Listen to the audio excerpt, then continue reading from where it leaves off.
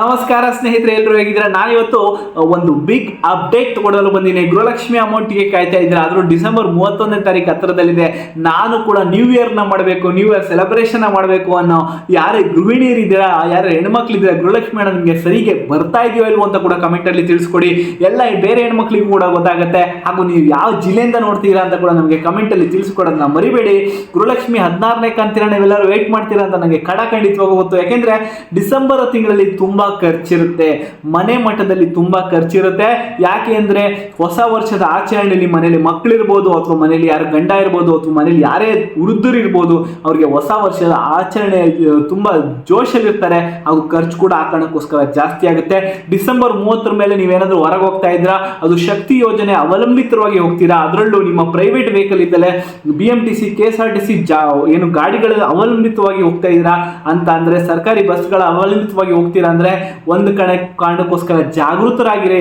ಯಾಕೆ ಅಂದ್ರೆ ಒಂದು ಅದರಿಂದ ಏನೋ ಬಂದ್ಗೆ ಕೂಡ ಕರೆ ಕೊಟ್ಟಿದ್ದಾರೆ. ಏನು ಆಗುತ್ತೋ ಇಲ್ಲೋ ಬಂದು ನಮ್ಗೆ ಗೊತ್ತಿಲ್ಲ, ಆದ್ರೆ ನಿಮ್ಮ ಹುಷಾರು ನೀವು ಇಲ್ಲಿರಿ. ನಿಮ್ಮ ಫ್ಯಾಮಿಲಿನ ಕರ್ಕೊಂಡು ದೂರಕ್ಕೆ ಪ್ರಯಾಣ ಮಾಡೋ ಬದಲು ನಿಮ್ಮ ಮನೆಯಲ್ಲೇ ಆರಾಮಾಗಿ ಆಚರಣೆ ಮಾಡಿ. ಒಂದು ಮಟ್ಟಿಗೆ ಖರ್ಚು ಕೂಡ ಬೇರೆ ಖರ್ಚು, ಒಂದು ಟ್ರಾವೆಲ್ ಅಂತೂ ಶಕ್ತಿ ಯೋಜನೆ ಸಿಕ್ಬಿಡುತ್ತೆ, ಆದ್ರೆ ಬೇರೆ ಖರ್ಚು ಕೂಡ ಕಮ್ಮಿ ಆಗುತ್ತೆ.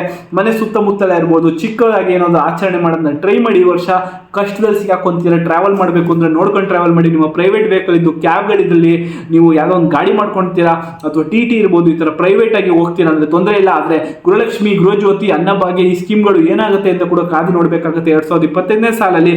ಹಾಗೂ ಡೈರೆಕ್ಟ್ ಆಗಿ ಟಾಪಿಕ್ ಬರ್ತೀನಿ. ಟಾಪಿಕ್ ಬರೋಕ್ಕಿಂತ ಮುಂಚೆ ಒಂದು ಚಿಕ್ಕ ರಿಕ್ವೆಸ್ಟ್ ಅಂದ್ರೆ, ಗೃಹಲಕ್ಷ್ಮಿ ಯೋಜನೆ ಬಗ್ಗೆ ನಿಮಗೆ ಅಪ್ಡೇಟ್ ಮಾಡ್ಕೊಡ್ತಾ ಇರ್ತೀನಿ, ವಿಡಿಯೋಗಳು ಅಪ್ಲೋಡ್ ಆಗ್ತಾ ಇರ್ತೀನಿ. ಅದನ್ನ ಮಿಸ್ ಮಾಡ್ಕೊಂಡು ಚಾನಲ್ಗೆ ಸಬ್ಸ್ಕ್ರೈಬ್ ಮಾಡ್ಕೊಳ್ಳಿ, ಬೆಲ್ ಹಾಕೋದನ್ನ ಮರಿಬೇಡಿ.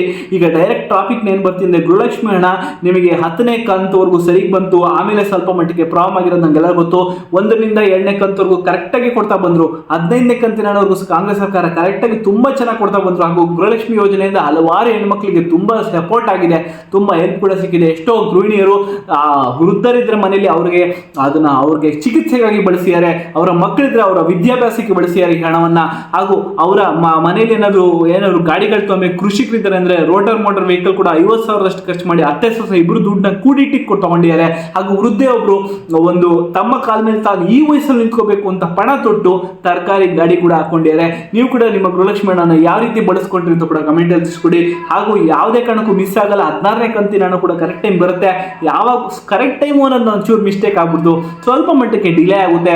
ಜನವರಿ 10ನೇ ತಾರೀಕು 15ನೇ ತಾರೀಕು ಒಳಗೆ ನಿಮಗೆ ಗೃಹಲಕ್ಷ್ಮಿ ಹಣ ಈ ಪೆಂಡಿಂಗ್ ಅಮೌಂಟ್ ಏನಿದೆ ಬಂದ್ಬಿಡುತ್ತೆ 16ನೇ ಕಂತಿದ್ದು ಅಂತ ಹೇಳ್ತಾ, ಯಾರ್ಯಾರು ಇಲ್ಲಿವರೆಗೂ ವಿಡಿಯೋ ನೋಡಿದ್ರೆ ಚಾನಲ್ಗೆ ಸಬ್ಸ್ಕ್ರೈಬ್ ಮಾಡ್ಕೊಳ್ಳಿ, ಬೆಲ್ ಐಕಾನ್ ಒತ್ತೋದನ್ನ ಮರಿಬೇಡಿ. ನಾವು ಇದೇ ರೀತಿ ಹೊಸ ಗೃಹಲಕ್ಷ್ಮಿ ಅಪ್ಡೇಟ್ ನಮ್ಮ ಅಕೌಂಟಲ್ಲಿ ಬರ್ತಾ ಇರುತ್ತೆ.